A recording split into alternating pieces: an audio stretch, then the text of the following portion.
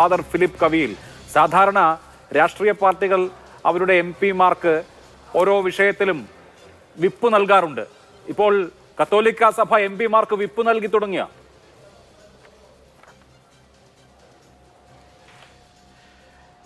കത്തോലിക്ക സഭ എംപിമാർക്ക് വിപ്പ് നൽകുകയല്ല, ഈ നാട്ടിലെ തിരഞ്ഞെടുക്കപ്പെട്ട എംപിമാരോട് അഭ്യർത്ഥിക്കുകയാണ് ഈ നാട്ടിലെ സാധാരണക്കാരായ പൗരന്മാരുടെ അവകാശങ്ങൾ സംരക്ഷിക്കപ്പെടേണ്ട ഒരു ബില്ല് അതിനനുകൂലമായിട്ട് വോട്ട് ചെയ്യണമെന്ന് ഈ നാട്ടിലെ പൊതുസമൂഹത്തിന് വേണ്ടി കത്തോലിക്ക മെത്രാൻ സമിതി അറിയിക്കുക മാത്രമാണ് ചെയ്തിരിക്കുന്നത്. ഞങ്ങളുടെ താല്പര്യം, അതായത് സാധാരണക്കാരായ ആളുകളുടെ താല്പര്യം ജനപ്രതിനിധികളെ അറിയിക്കുകയാണ് ചെയ്തിരിക്കുന്നത്. ഇത് വളരെ പ്രസക്തമായ ഒരു കാര്യമാണ്. കാരണം അതിലൊരു മുന്നറിയിപ്പിന്റെ സ്വഭാവമുണ്ടല്ലോ. കാലാകാലങ്ങളായി, ഇന്നിപ്പോ ദീപികയുടെ മുഖപ്രസംഗത്തിൽ പറയുന്നത് കാലാകാലങ്ങളായി ചില സമുദായങ്ങളുടെ വോട്ട് ഞങ്ങൾക്കുള്ളതാണെന്നും മറ്റു ചിലരുടേത് അങ്ങനെ അല്ലെന്നുമുള്ള കാഴ്ചപ്പാടുണ്ട്. അത് എല്ലാ കാലത്തും അങ്ങനെ ആയിരിക്കില്ല എന്ന് പറയുമ്പോൾ ഞങ്ങളുടെ പൊളിറ്റിക്കൽ അഫിലിയേഷൻ മാറും എന്ന് മുന്നറിയിപ്പ് കൊടുക്കുകയാണ്.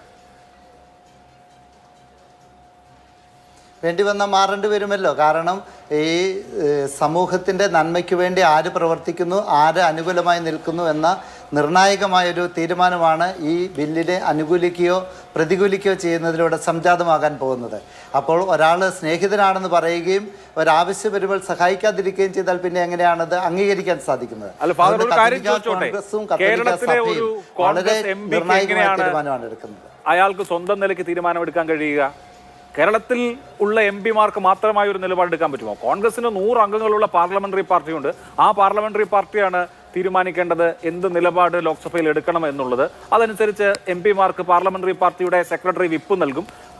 അതനുസരിച്ചിട്ടാണ് എംപിമാർക്ക് വോട്ട് ചെയ്യാൻ പറ്റുക. അതല്ലാതെ സഭ പറഞ്ഞതും കരയോഗം പറഞ്ഞതും അനുസരിച്ചൊക്കെ എംപിമാർക്ക് വോട്ട് ചെയ്യാൻ പറ്റുമോ? സഭ പറഞ്ഞതും കരയോഗം പറഞ്ഞതും അനുസരിച്ച് എംപിമാർക്ക് വോട്ട് ചെയ്യാൻ സാധിക്കില്ലായിരിക്കും. പക്ഷേ എംപിമാർക്ക് മനസാക്ഷി എന്നൊരു കാര്യമുണ്ട്. ഈ എംപിമാരെ വിജയിപ്പിച്ച ആ കോൺസ്റ്റിറ്റ്യുവൻസിലെ ജനങ്ങളോട് ഒരു ഉത്തരവാദിത്വമുണ്ട്. ആ ഉത്തരവാദിത്വം നിറവേറ്റാൻ അവർക്ക് കടമയുണ്ട്. ഇപ്പോൾ ഒരു പ്രത്യേക പാർട്ടി തീരുമാനിക്കുകയാണ് ഈ ഒരു പ്രത്യേക വിഭാഗത്തെ അങ്ങ് ഇല്ലായ്മ ചെയ്തേക്കാമെന്ന് വിചാരിച്ചാൽ അതിനനുകൂലമായിട്ട് വിപ്പ് അനുസരിക്കുവാൻ ഒരു എംപിക്ക് സാധിക്കുമോ? ഈ നാട്ടിലെ പൊതുവിഷയങ്ങളിൽ പൗരന്മാർക്ക്, ആ നാട്ടിലെ ആളുകൾക്ക് അനുകൂലമായ നിയമനിർമ്മാണം നടക്കേണ്ടത് ആവശ്യമാണ്. അപ്പോൾ പൊതുസമൂഹത്തിൻ്റെ നന്മയ്ക്ക് വേണ്ടി എംപി നിലനിൽക്കുകയും കൂടെ ചെയ്യണം. അത് എംപിയുടെ ഉത്തരവാദിത്വം തന്നെയാണ്. അത് ഒരു പ്രവാചക ശബ്ദത്തിൻ്റെ ഭാഷയാണ് എന്ന് നമ്മൾ മനസ്സിലാക്കണം. പൊതുസമൂഹത്തിന് വേണ്ടി, സാധാരണക്കാരന് വേണ്ടി ശബ്ദമില്ലാത്തവരുടെ ശബ്ദമായിട്ട് ഈ KCBC സംസാരിക്കുകയാണ് ഇവിടെ ചെയ്തിരിക്കുന്നത്. അതിപ്പോ കേരളത്തിലെ കോൺഗ്രസ് പാർട്ടിയാണ് കൂടുതൽ പ്രതിസന്ധിയിലാക്കുന്നത്. CPM ആകെ ഒരു എംപിയേ ഉള്ളൂ. CPM-നേക്കാൾ സഭയുമായി കുറെ കൂടി വോട്ട് ബേസിന്റെ അടിസ്ഥാനത്തിൽ ബന്ധപ്പെട്ട് നിൽക്കുന്നത് കോൺഗ്രസ് ആണ്. അതുകൊണ്ടാണ് ഞാൻ കോൺഗ്രസിന്റെ പേര് തന്നെ എടുത്തു പറയുന്നത്. അപ്പോൾ കോൺഗ്രസിന്റെ എംപിമാർ നിങ്ങൾ പറയുന്നത് പോലെ വോട്ട് ചെയ്തില്ലെങ്കിൽ അവരനുഭവിക്കേണ്ടി വരും എന്ന് പറഞ്ഞാൽ നിങ്ങൾ BJP-യുടെ ഒപ്പം പോകും, അല്ലെങ്കിൽ BJP-ക്ക് പിന്തുണ നൽകും എന്നുള്ളതാണല്ലോ സ്വാഭാവികമായും നമ്മൾ മനസ്സിലാക്കേണ്ടത്. അങ്ങനെ ഒരു സമ്മർദ്ദത്തിൽ അവരെ പെടുത്തിയാൽ അവർക്ക് സ്വന്തമായി തീരുമാനമെടുക്കാൻ പറ്റില്ലല്ലോ എന്നുള്ളതാണ് ഞാൻ ചോദിക്കുന്നത്. പാർട്ടിയുടെ വിപ്പ് ലംഘിച്ച് നാളെ ഒരു MP വോട്ട് ചെയ്ത് കഴിഞ്ഞാൽ അവർ ആ പാർലമെന്ററി പാർട്ടിയിൽ ഉണ്ടാവുമോ, കോൺഗ്രസിൽ ഉണ്ടാവുമോ? എങ്ങനെ പറ്റും? ഈ നടക്കാത്ത കാര്യം പറഞ്ഞ് എന്തിനാണ് ഈ MP-മാരെ സമ്മർദ്ദത്തിലാക്കുന്നത്? അഭിലാഷ് സാറേ, ഞാൻ തിരിച്ചൊരു ചോദ്യം ചോദിക്കട്ടെ. ഈ നാട്ടിലെ ഭരണഘടനയ്ക്ക് വിരുദ്ധമായിട്ട് ഒരു പാർട്ടി ഒരു തീരുമാനമെടുത്താൽ ആ പാർട്ടിയിലെ MP-ക്ക് അത് അനുകൂലിക്കാൻ സാധിക്കുമോ?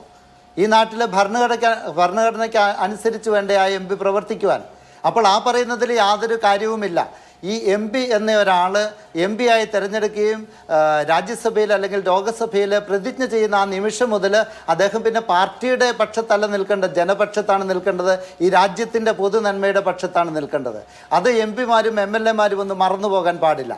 അതാണ് എനിക്ക് പറയാനുള്ളത്. അല്ലാതെ ഒരു പാർട്ടിയുടെ കുത്തകാവകാശം എന്ന് പറഞ്ഞ ഒരു MP-യെ നമുക്ക് മാറ്റി നിർത്താൻ പറ്റില്ല. ആ MP ജയിക്കുന്നത് ആ നിമിഷം മുതൽ, ഭരണഘടന അനുസരിച്ച് സത്യപ്രതിജ്ഞ ചെയ്യുന്ന ആ നിമിഷം മുതൽ ആ എല്ലാ കോൺസ്റ്റിറ്റ്യുവൻസിലെ എല്ലാ ജനങ്ങളുടെയും പ്രതിനിധിയാണ്.